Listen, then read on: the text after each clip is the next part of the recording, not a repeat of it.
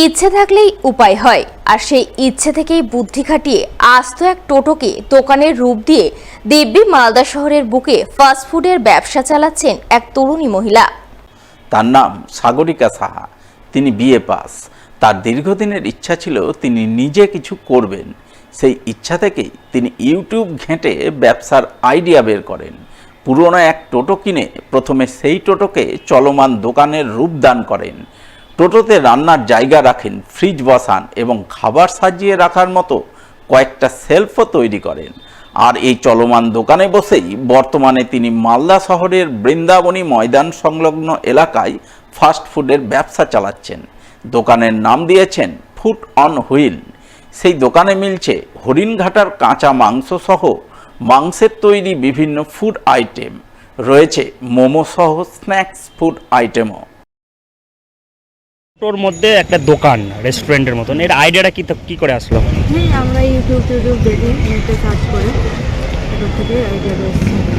এখানে হরিণঘাটা ওয়েস্ট বেঙ্গল গভর্নমেন্টের project Haringhata meet, এই মিটেরই ফ্রোজেন যে আইটেমগুলো আছে ওগুলো আমরা এখানে সেল করি, ফ্রাই করে। এছাড়াও ফ্রোজেন মিটও আমাদের এখানে পাওয়া যায়। এদিকে থাকি হোলসেল রিটেল সব পাওয়া যায়। ওই সম্পূর্ণ নেট থেকে, নেটে সার্চ করে, মানে টোটোর মধ্যে এখন তো টোকান কিনে অসুবিধা, তাই একটা ওইভাবেই কম ক্যাপিটালে দোকানের হিউজ ক্যাপিটাল, সেই হিসাবে ইনভেস্ট কম করে। তো কেমন বিক্রি কেমন হচ্ছে? ভালোই হচ্ছে, আমাদের নতুন হিসাবে সেল ভালোই আছে, খারাপ না। এই যে টোটোর মধ্যে দোকানের সুবিধা কি রয়েছে? এখানে যেখানে সেখানে নিয়ে যাওয়া যাবে। আমরা এখন স্থায়ীভাবে এখানেই বসছি, গান্ধী মূর্তির এখানে, পার্কের কাছে। তো এটা নিয়েও যাওয়া যাবে, মোবাইল ভ্যানের মতন। আপনি যেখানে ইচ্ছা সেখানে গিয়েও ব্যবসাটা করতে পারবেন। কি পাওয়া যায় আপনার দোকানে? এখানে চিকেন কাটলেট আছে, পপকর্ন আছে, ললিপপ, ডাউনস্টিক, নাগেটস, সব রকম। মোমো আছে, ভেটকি ফিশ ফ্রাই আছে, ফিঙ্গার আছে, ফাস্টফুড আইটেম, স্ন্যাক্স আইটেম সবই আছে। এছাড়াও আমাদের কাঁচা মাংস, র মিট, এটাও আছে অ্যাভেলেবেল। চিকেন, আমাদের নতুন নন কনভেনশনাল মিট, কোয়েল, হাঁস, এসবও আছে। ল্যাম্ব, গোট সবই আছে। কেন শুরু করলে ব্যবসাটা? এমনি একটা কিছু করার ইচ্ছা ছিল, সেই থেকেই। শনিবার আন্তর্জাতিক জাদুঘর দিবস পালিত হলো পুরাতন মালদা পৌরসভার বাণী ভবন টাউন লাইব্রেরি কক্ষে। এই উপলক্ষে লাইব্রেরিয়ান সুবীর কুমার সাহার উদ্যোগে রবীন্দ্র মেলার আয়োজন করা হয়, যাকে কেন্দ্র করে রবীন্দ্রনাথ কেন্দ্রীয় বিভিন্ন পুরনো সামগ্রীর এক মনমুগ্ধকর প্রদর্শনীর আয়োজন চোখে পড়ে, যা দেখতে এলাকার সাধারণ মানুষ সহ কচিকাঁচাদের ভিড় উপচে পড়ে। প্রদর্শনীতে রাখা বিভিন্ন সামগ্রী দেখতে তাদের সকলের চোখে মুখেই বেশ কৌতূহলের ছাপ ফুটে ওঠে।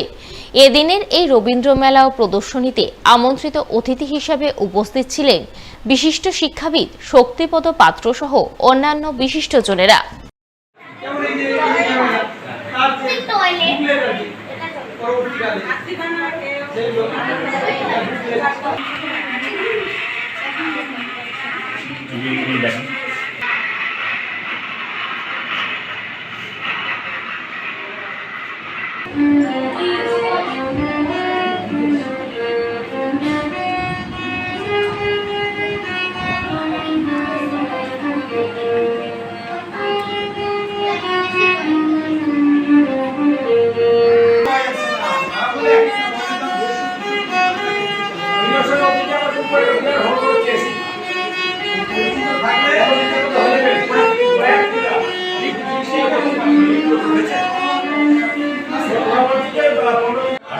হচ্ছে আন্তর্জাতিক জাদুঘর দিবস।